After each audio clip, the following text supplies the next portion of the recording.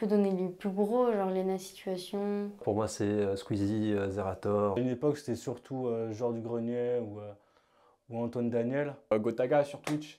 Squeezie, Mastu, Michou. Rachel Zegler. Puis en fait, non, en vrai, il y en a tellement.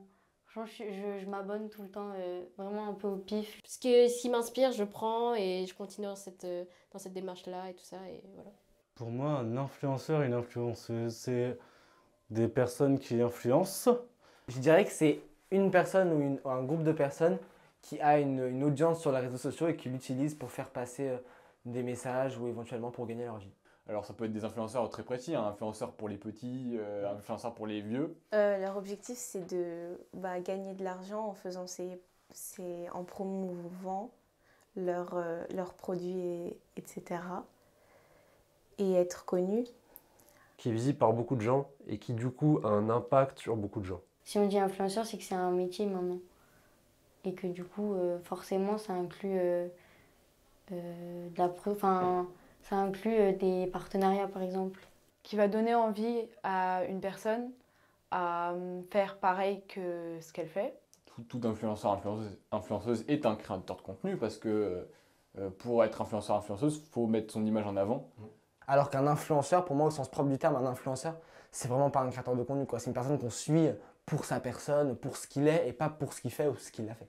Enfin, c'est pas un effet voulu, forcément, la vitrine. Il y a des gens qui le veulent, mais il y a plein de gens qui ne le veulent pas et qui font avec parce qu'ils sont obligés de faire avec. Je pense que les gens qu'on définit comme influenceurs aussi, ça dépend de la plateforme. Je pense qu'ils essayent au max que les gens qui les regardent, ils puissent s'identifier à eux, genre.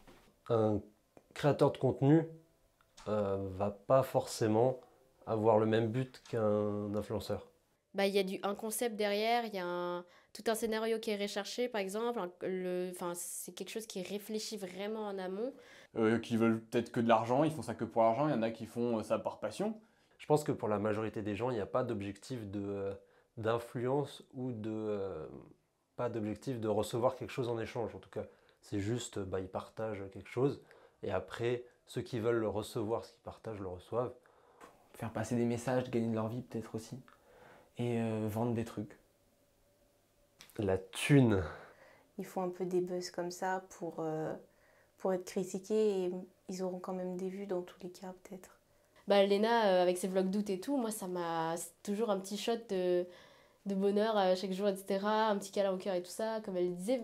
Typiquement, câlin au cœur, je disais pas ça, mais elle le disait et j'ai accroché. J'ai des potes qui jouent à l'influenceur, qui ont une petite communauté, mais est-ce qu'on peut appeler ça un influenceur tant que t'as pas 10 millions de personnes qui te suivent et qui t'écoutent?